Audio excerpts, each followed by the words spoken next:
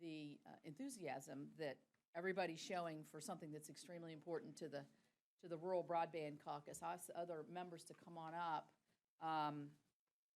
As you know, we're on, as I won't even make excuses for us, but we're always on the short string on time and everything else. Shirley, thank you for helping us, and Shirley Bloomfield is going to be our moderator today, and we have 4 really, really good presenters. When we created the Senate Broadband Caucus, we started out, I think, with 6 members. We're up to 12. So I'm going to read our members. So any of you who have other senators that you know well, next time you're in their office, please recruit. So it's Capito, King, Klobuchar, Heidkamp, Bozeman, Murkowski, Sullivan, Cantwell, Bennett, Franken, Cotton, and Fisher. And Angus. I think you can tell by those states, there's a lot of urban areas in there, but there's a lot of rural area in between. And that's where we want to see our emphasis on. This is our second meeting. Our first one was just sort of an orientation kind of meeting. Our second meeting, we're really concentrating on how do we finance this. I had actually one of our providers tell me fairly recently when I was talking about my Capito Connect plan, oh, Shelley, it just takes time and money. Well, you know, right. Doesn't everything, but it does. It takes money, we know, and we don't have time.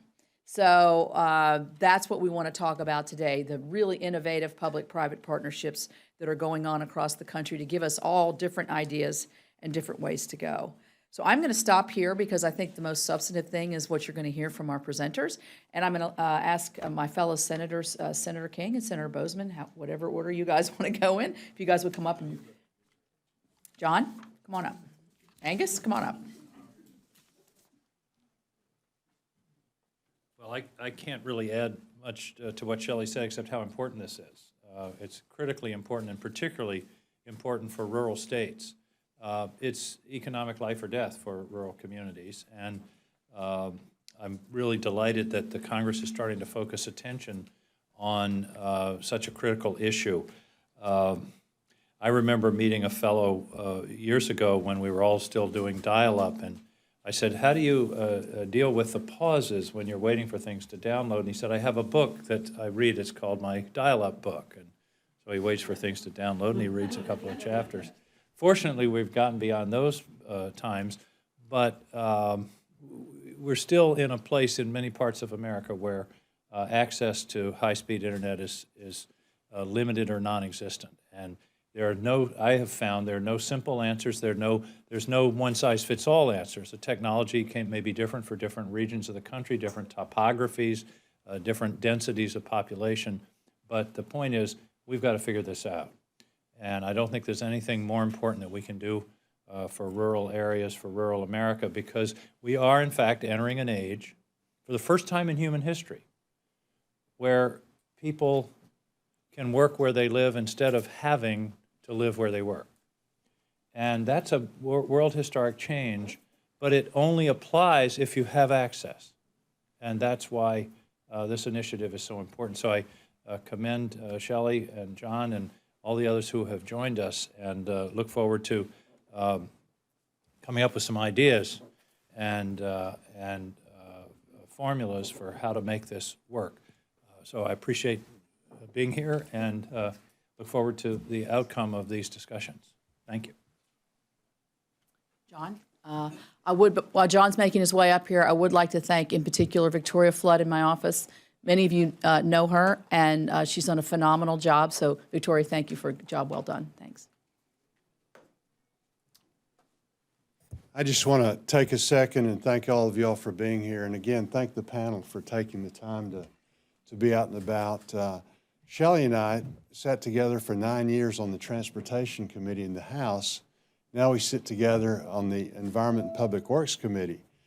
We've always thought in terms of bridges and roads and rivers and things to make it such that we could do commerce. You could argue that one of the reasons that the United States has fared so well is because of the interstate system. That was truly a wonder of the world when it was put in. Now we have to think in the same terms regarding connectivity. You simply can't prosper in the world that we live today if you don't have access to broadband. So that's really what it's all about, is just making sure that everyone, you know, whether it's a kid studying at home or whatever. But as importantly, the businesses. You know, again, you simply cannot make things work now without access. So that's what it's all about, and certainly we're all committed. And I know I'm going to work really hard to make sure that instead of 12 members, we've got many more than that. And that's something that we all can work on very, very hard. So thank you for being here.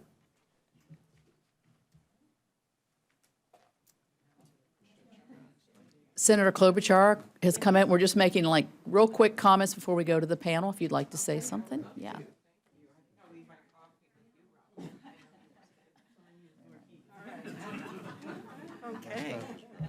Okay, well, thank you.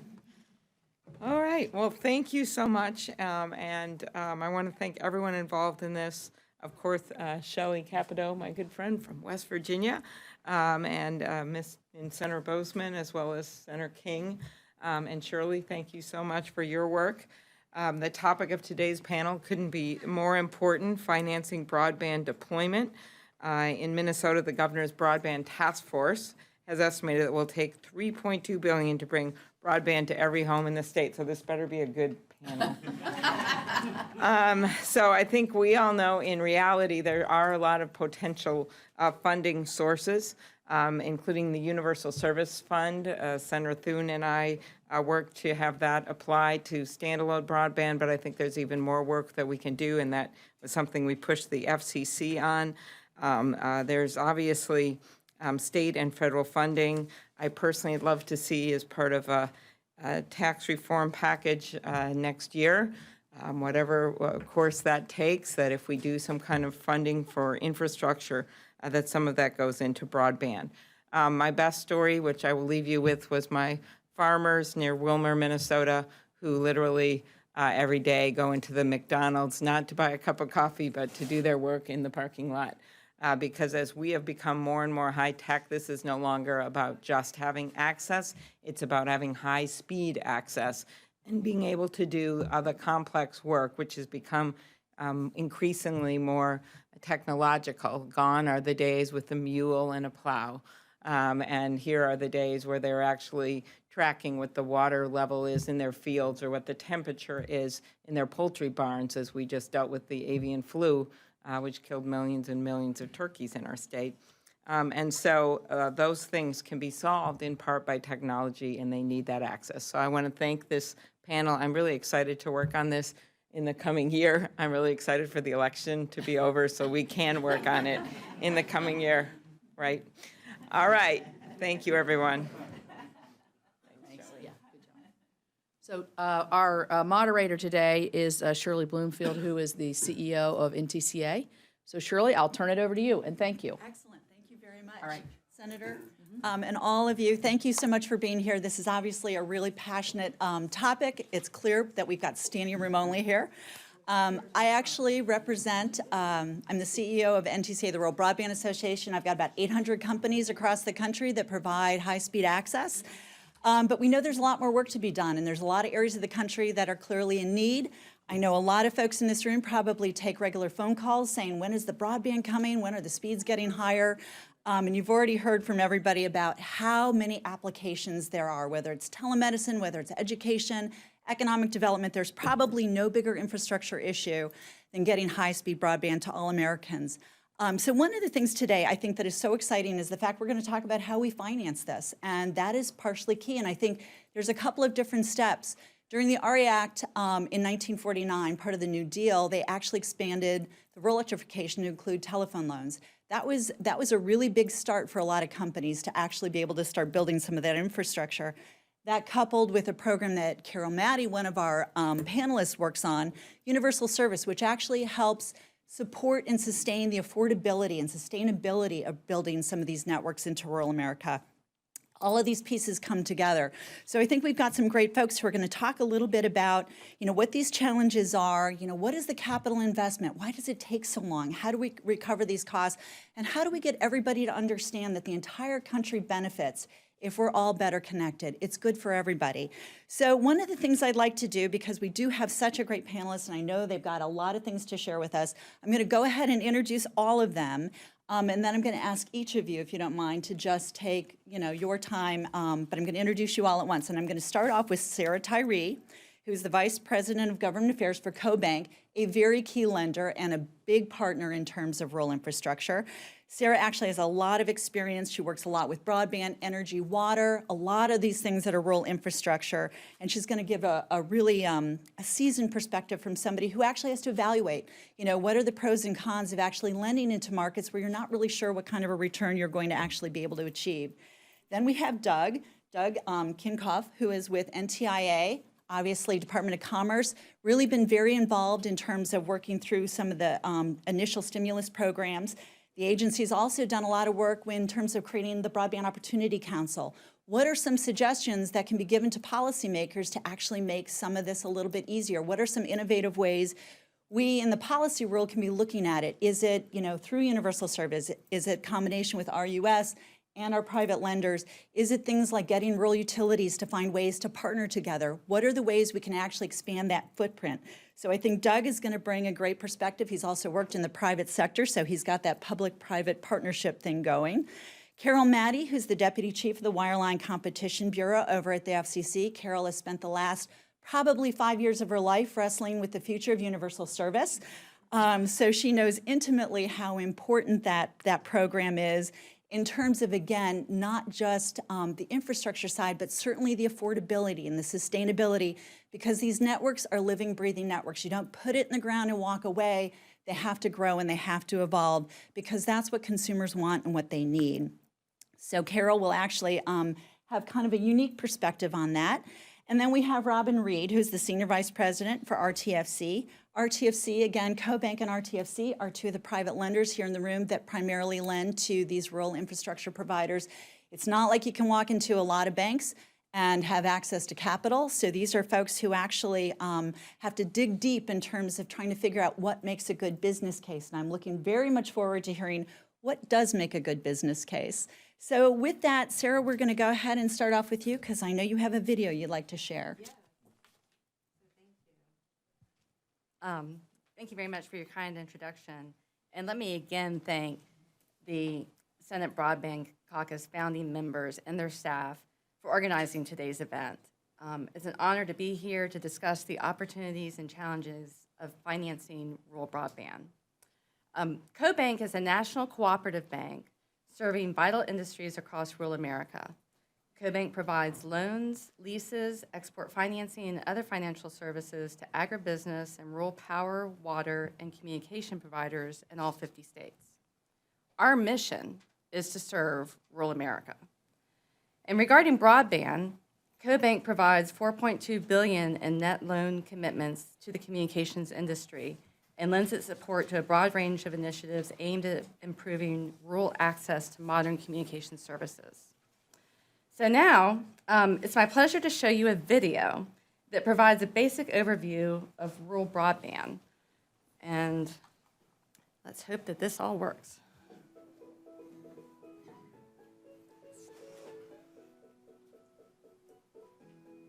In rural America, broadband access has become one of the most important tools that communities have for driving economic growth and delivering a high quality of life. Farmers rely on broadband for watering crops, feeding livestock, and tracking the commodity markets. Rural hospitals need broadband for accessing patient records and treating rural residents. Rural businesses need broadband to order products and communicate with their clients. And rural residents rely on broadband for communication, news, education, and entertainment. What you may not know is the same network that serves rural communities and businesses also serves large cities and urban residents. In fact, one network links rural and urban subscribers, enabling them both to access and share vital information. Rural broadband is delivered in two flavors, wireless and wired. Wired broadband is hardwired directly to a subscriber's home or business by local broadband providers. Then customers can connect their computers and other devices directly to the network. Wireless broadband is delivered through the airwaves by wireless internet service providers. You've seen the towers located near cities and rural communities. Wireless broadband is dependent on access to the signal from the local towers that are connected to the wired network. Both wired broadband and wireless broadband towers are connected to data centers via high-speed optical fiber that has been buried and connected to routers. Data centers store the content and applications that rural subscribers access through the network. But they're usually located in a large city or urban location, miles and miles from the nearest rural community. Optical fiber must be buried across long stretches of remote countryside to reach rural broadband customers. When a rural student streams a video for distance learning, when a rural doctor looks up patient health records, or when a farmer monitors his crops or livestock, they are all using the broadband network to access content and applications hosted at an urban data center. Without the urban data center, rural broadband just doesn't work. CoBank supports companies at every point in the telecommunications value chain, ensuring that rural communities can depend on the broadband network for vital community services. This support includes loans for data centers, optical fiber, wireless, cable, and all phases of broadband services. High-speed broadband is vital to the very fabric of rural communities. Broadband supports the economic development that drives job creation and keeps America's small towns and rural communities attractive, connected, and competitive within the global marketplace. For rural America, access to the internet is no longer a novelty or a luxury. Rural America depends on high-speed broadband, and serving rural America means supporting the entire broadband network.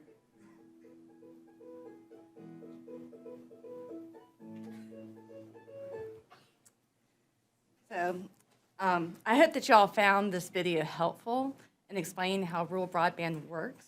And I'm going to just conclude my opening remarks with that, and I really look forward to our Q&A question later on in the program. Perfect, thank you, Sarah. So, Doug. Good morning.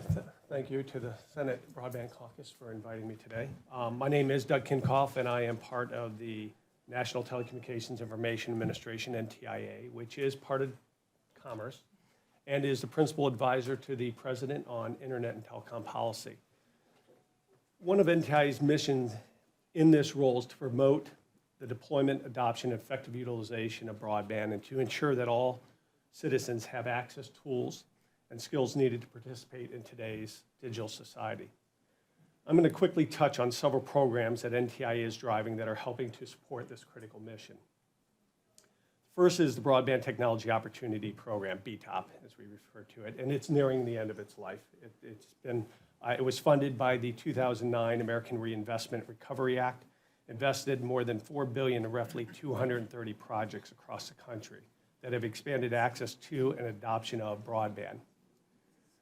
But the funding need was much greater, as reflected by the fact that the BTOP program received over 2,800 applications, requesting nearly $37 billion in funding, 9 times the amount of available funds. Those projects awarded have been very successful. They have built or upgraded more than 116,000 miles of open access fiber or fixed wireless connections to establish critical middle mile infrastructure. They've supplied high capacity connections to nearly 26,000 schools, libraries, hospitals, and other anchor institutions. They've opened or upgraded 3,000 computer centers with more than 47,000 computers and recreation centers, housing projects, and other public buildings to provide free internet services to those that don't have it at home. And they've generated more than 670,000 new subscribers by supporting digital inclusion programs that have taught digital literacy skills to those who are new to the internet. But even though we're very proud of our BTOP results, our job's not done, which is part of the reason for this discussion today. Per data from NTIA's July 2015 Computer and Internet Use Supplement to the current population survey, 33 million households, 27% of all U.S. households, did not use the internet at home in 2015. And 26 million households, or 1/5 of the nation's households, were offline entirely, lacking a single member who used the internet from home or elsewhere in 2015. So today's discussion isn't just about infrastructure, it's also about digital inclusion and adoption. Key to NTIA's effort to help close the digital divide is our Broadband USA program. Broadband USA applies learning and expertise developed from the BTOP initiative to help communities and tribes expand broadband access and adoption programs. Several key components of the Broadband USA initiative are free one-to-one technical assistance to communities across the country. And today we are currently working with or have worked over 110 communities across 29 to 30 states now. Holding regional workshops around the country to bring together federal, state, and local officials, industry, and other key stakeholders to discuss regional broadband barriers and work on solutions. And as of today, we've held 7 workshops nationwide. The development of toolkits and guides to educate and assist communities in their expansion of broadband infrastructure and adoption programs. Examples are toolkits on adoption and stakeholder outreach, broadband planning, a guide on federal funding, and guides on public-private partnerships, to name a few. But even beyond our ground level collaboration with communities, NTIA is also co-chair of the Broadband Opportunity Council, which in 2015 the president created, which is made up of 25 federal agencies to determine what actions federal government could take to eliminate regulatory barriers to broadband deployment and encourage investment in broadband network and services. Last September, the White House released the council's report, which described concrete steps that federal agencies would take over the next 18 months to eliminate barriers and promote broadband investment and adoption.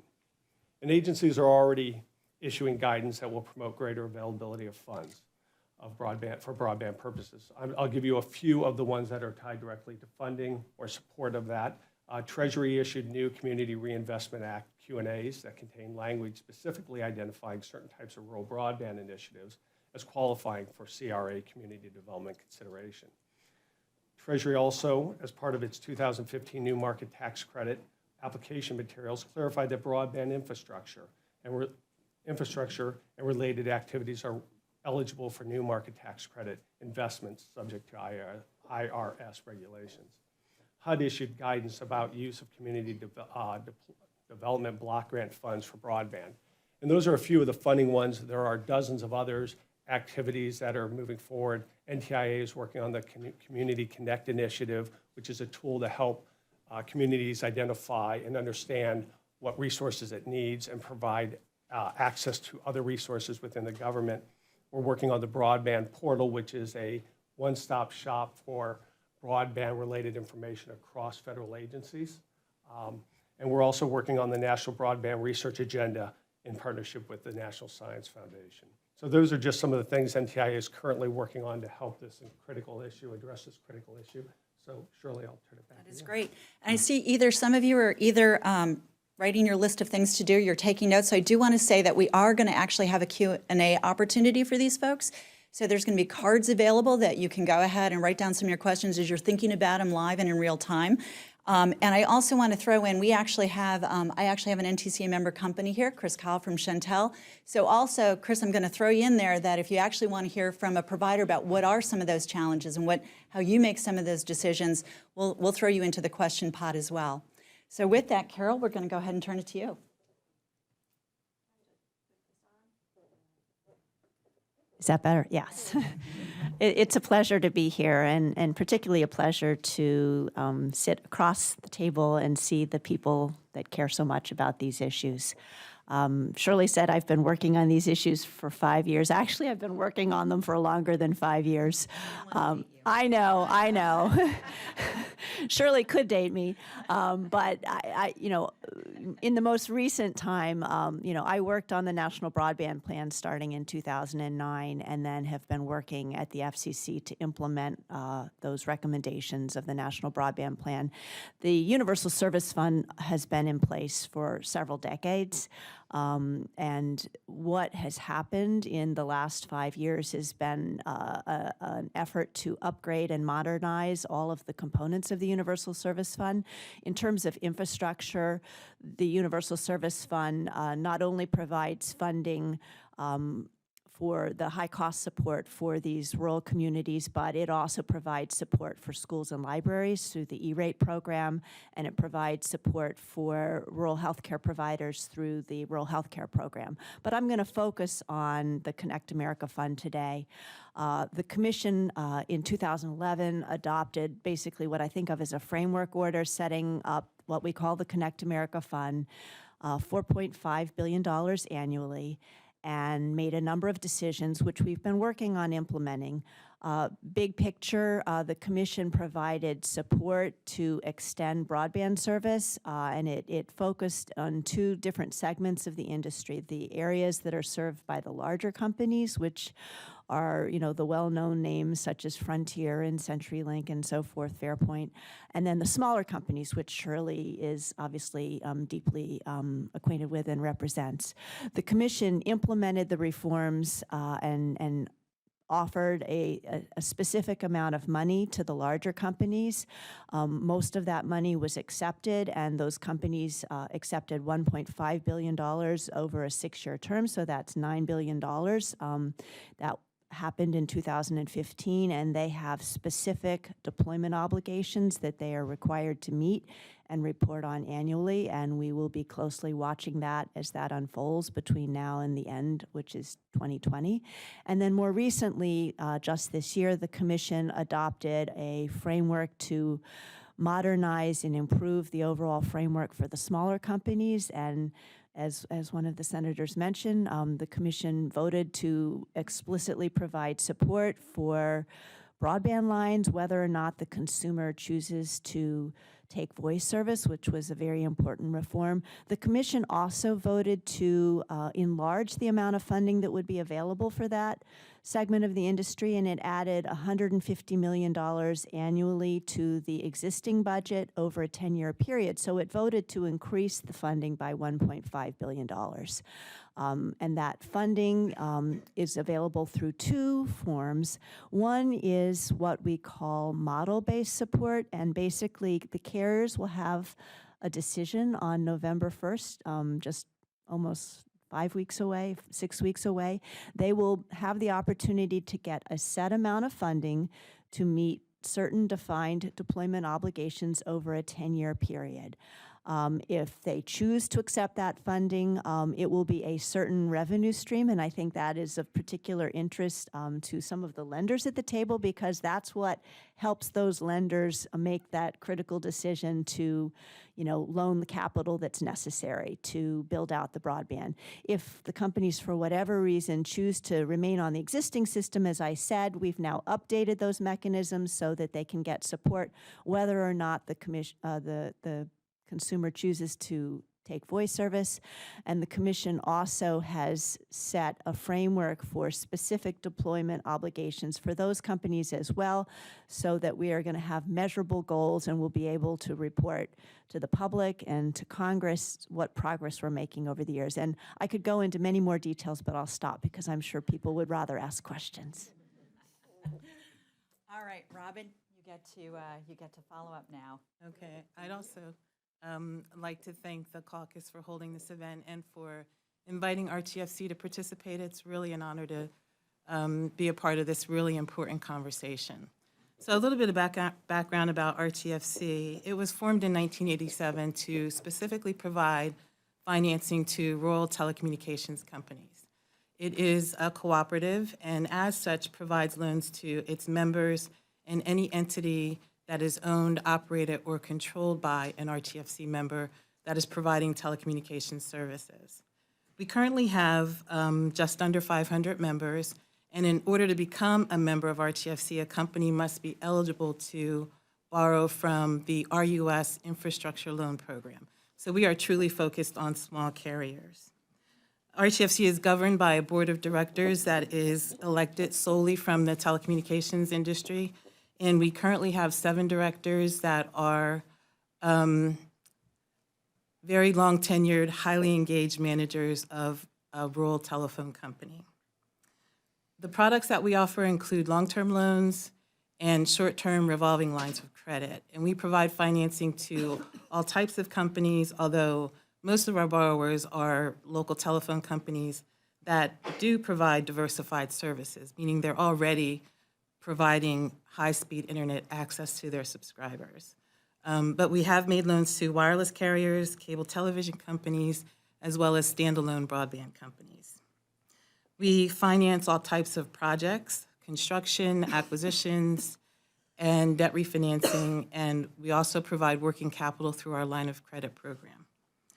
Our portfolio peaked in 2001 at $5.8 billion in total loans outstanding to about 500 borrowers. It was around that time that we started to see a significant change in technology and the regulatory environment and made the difficult decision to take a more conservative approach to lending. And shortly after that, we started to see the impact of wireless substitution. So subscribers foregoing their wireline telephone service in favor of a wireless phone. And that impacted our borrowers by contraction in subscribers, a reduction in revenue and cash flow. So we saw a significant reduction in loan demand and a resulting significant reduction in our total outstandings. A couple of other factors contributed to the decrease in our total loans outstanding, and that included the sale of wireline and wireless assets. We were receiving a lot of prepayments from our borrowers who were deciding to exit the business, which we saw happen all throughout the 2000s.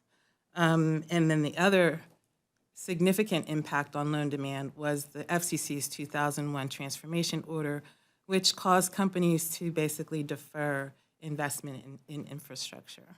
So we currently stand at just under $400 million in loans outstanding to about 62 borrowers. So we're really hoping that we'll see a turnaround in the industry because our mission is to provide financing to the industry.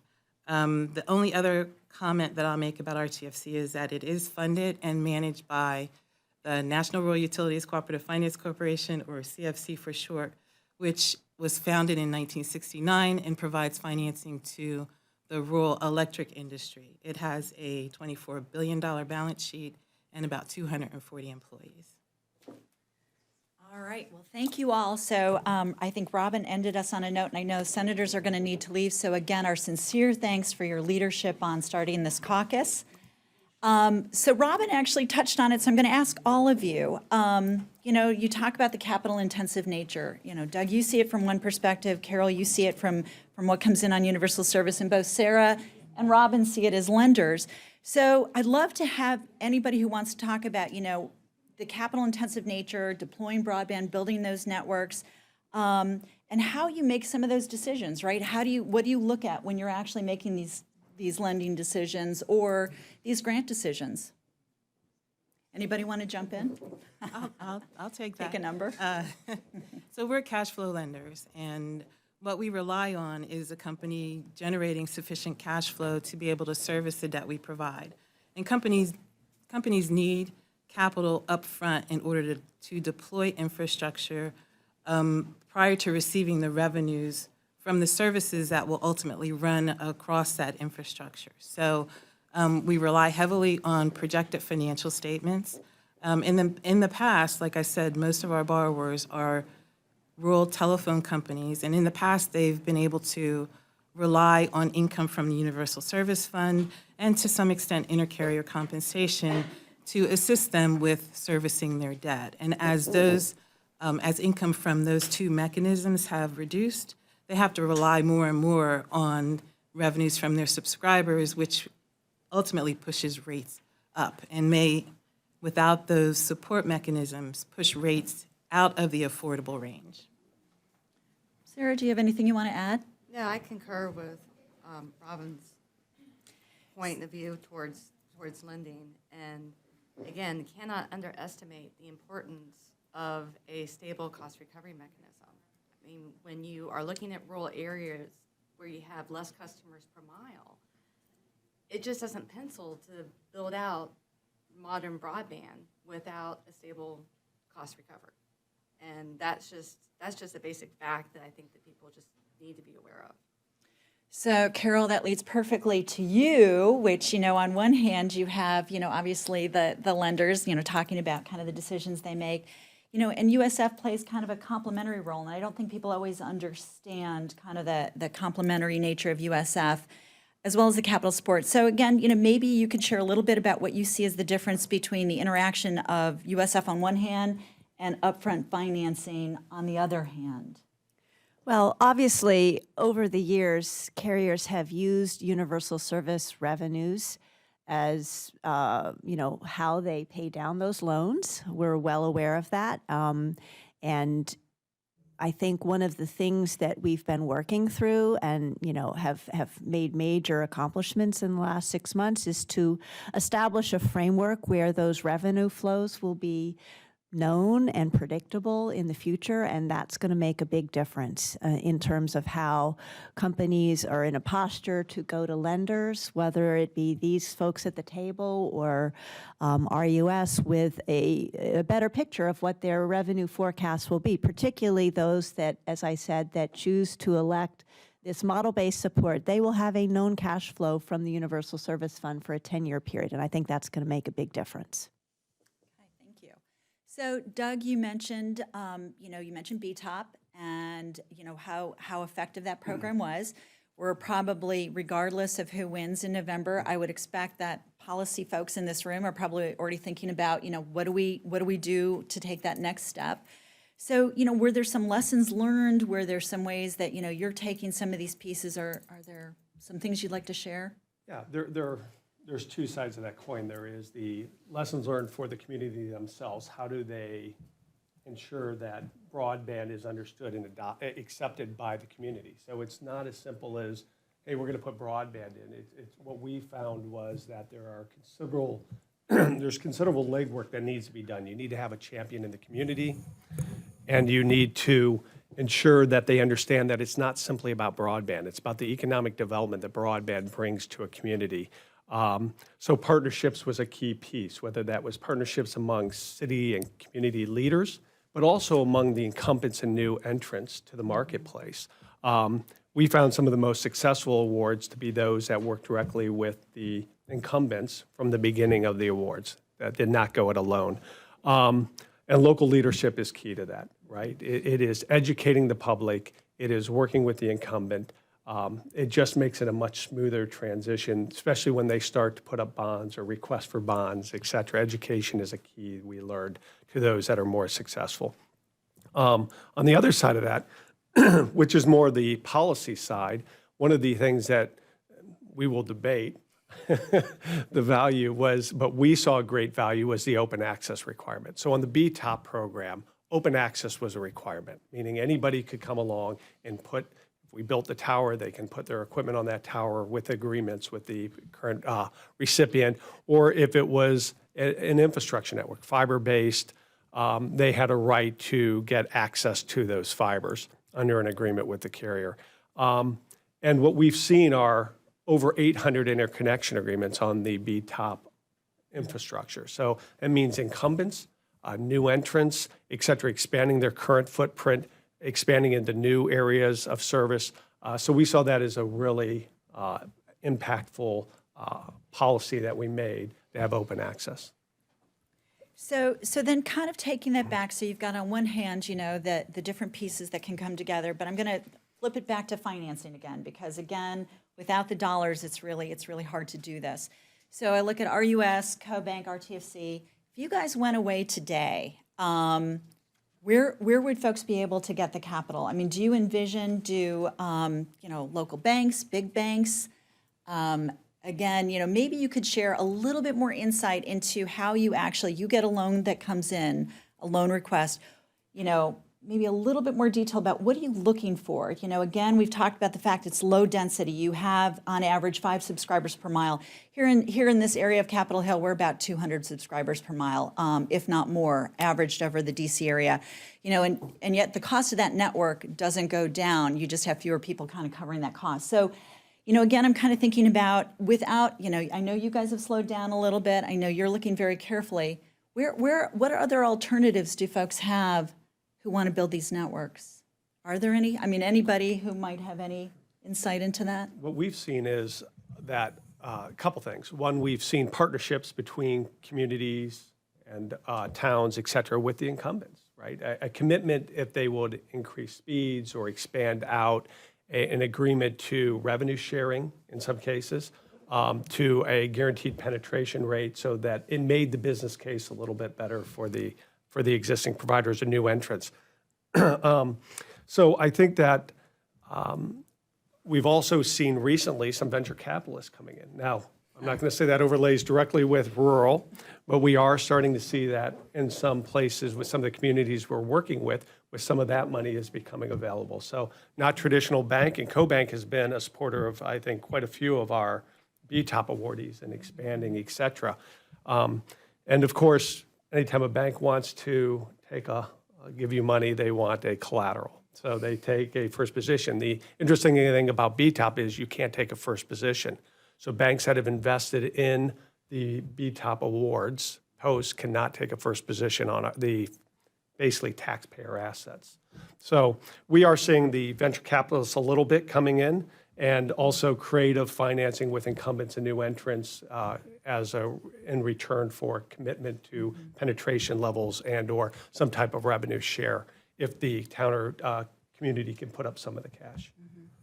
We're also, just kind of an addendum on that, New York State and Minnesota have been very aggressive with state grant money, so that's been kind of interesting to watch as well. So we'll kind of see where that goes.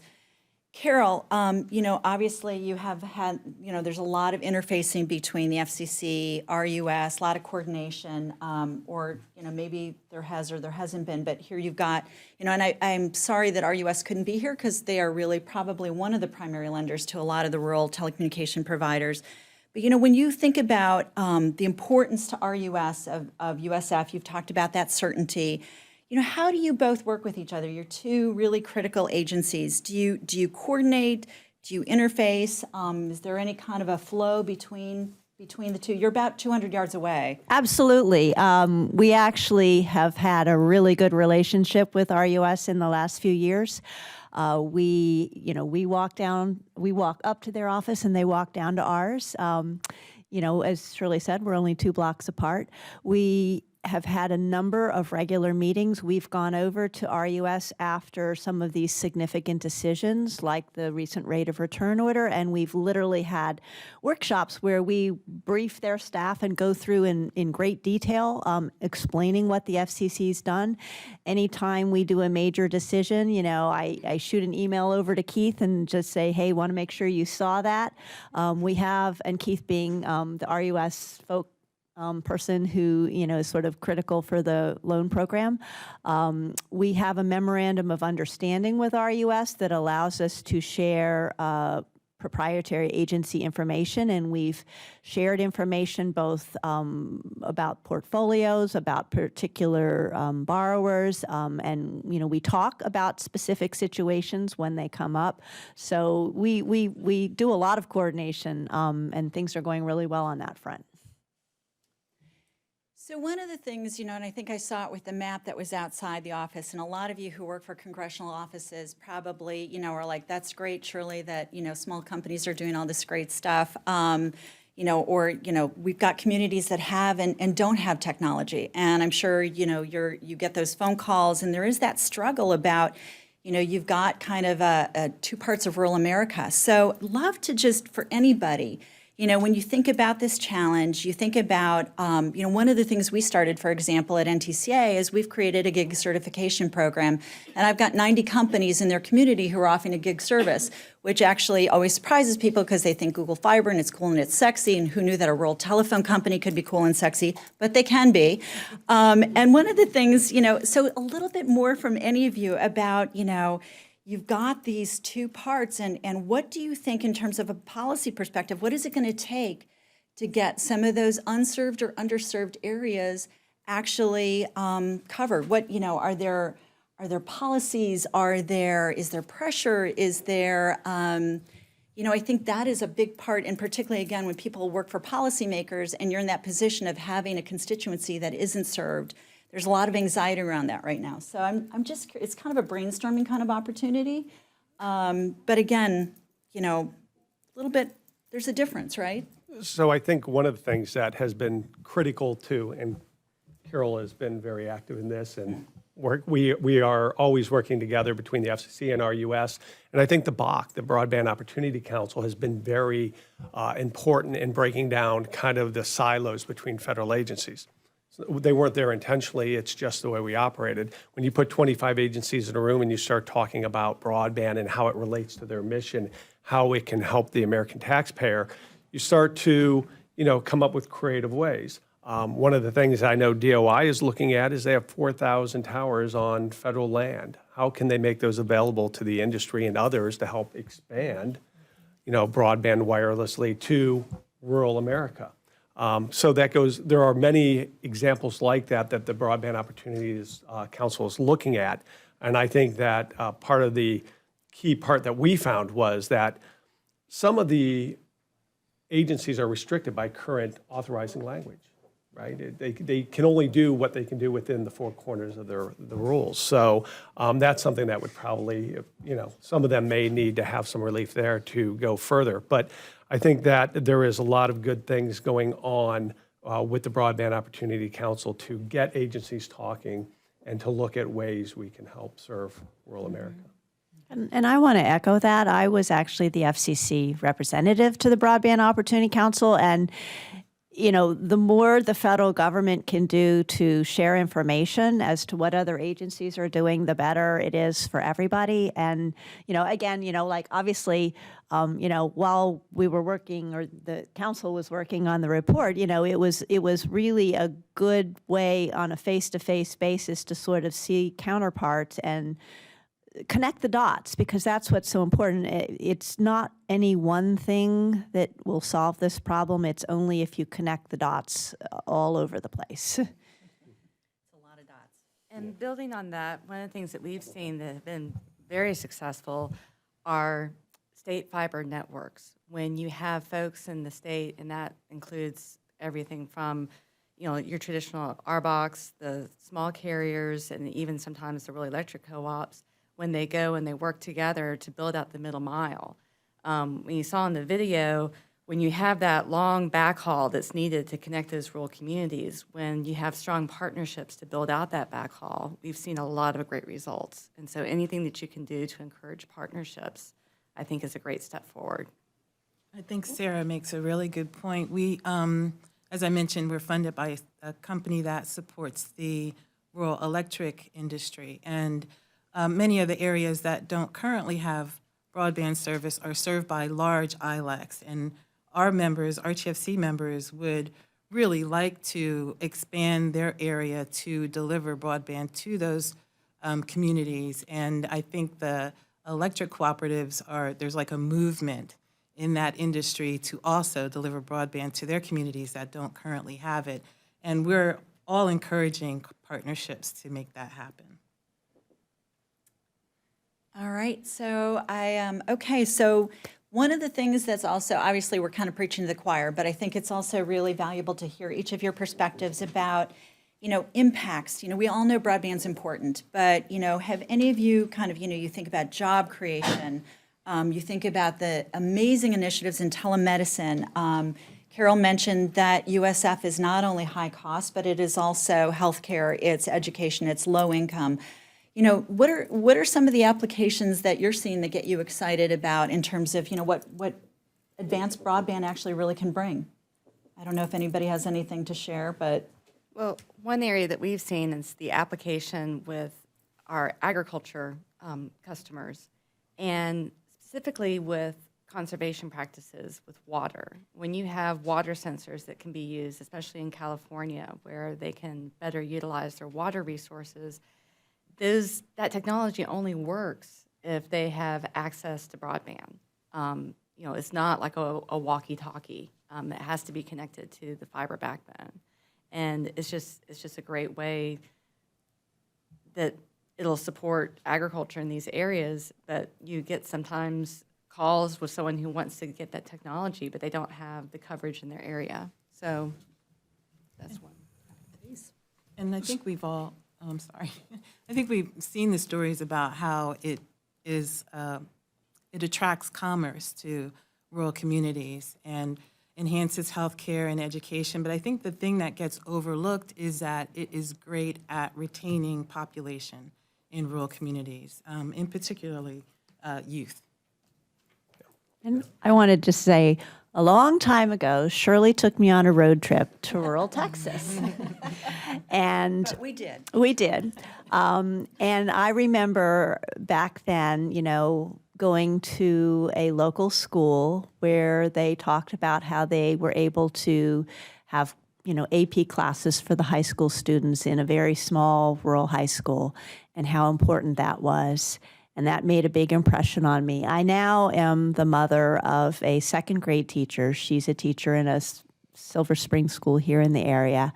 And she uses broadband every day in her classroom to teach those small children. And so I can say, at the end of the day, education is the future of America. It's what will make our American economy grow, and it's critical to be able to have the kids have the opportunities wherever they live. And so that to me, and I mean, I feel the same way about healthcare, but those two applications are really, really important for the people that live in the areas that don't have the access to that.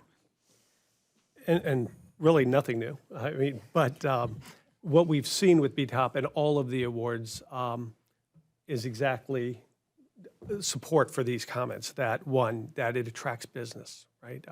Two, one of the things that really you hear from the rural communities is it stops the outflow of their youth. So you go off to school, you get a job, you want to come home, there's no broadband, they don't come back. That's what we were hearing, and they are seeing that change with the ability to bring broadband to more rural communities. Telehealth, we have examples in Arkansas, the telehealth and the stroke clinic and how they can serve and make first diagnosis of what type of stroke it was remotely in remote Arkansas. All of these are reinforced by real life applications that we've seen through the BTOP program. And so I think they're all the same. It's protect jobs, it's attract new business, it's stop the outflow of our youth, telehealth, distance learning, etc. They're all real, and those are the benefits of broadband. And that's what's, you sell to your communities. It's not the broadband. Well, I think, given that we didn't, you guys were quiet this morning, you didn't partake in all that coffee, so we don't have any questions from all of you. In the spirit of, kind of on at least ending on an upbeat note, I had a meeting with the Undersecretary of Rural Development yesterday, and she basically was sharing some statistics that actually show that economic incomes in rural America are starting to edge up again. And rural America is basically open for business. It's one of the reasons why broadband is so very, very important. I want to thank all of you today for sharing your perspectives, both on how to finance, how to continue to fund, how to actually get the capital out in the ground, and certainly how to sustain the capital that's been put in the ground. So thank you all for being here with us today. We greatly appreciate your participation.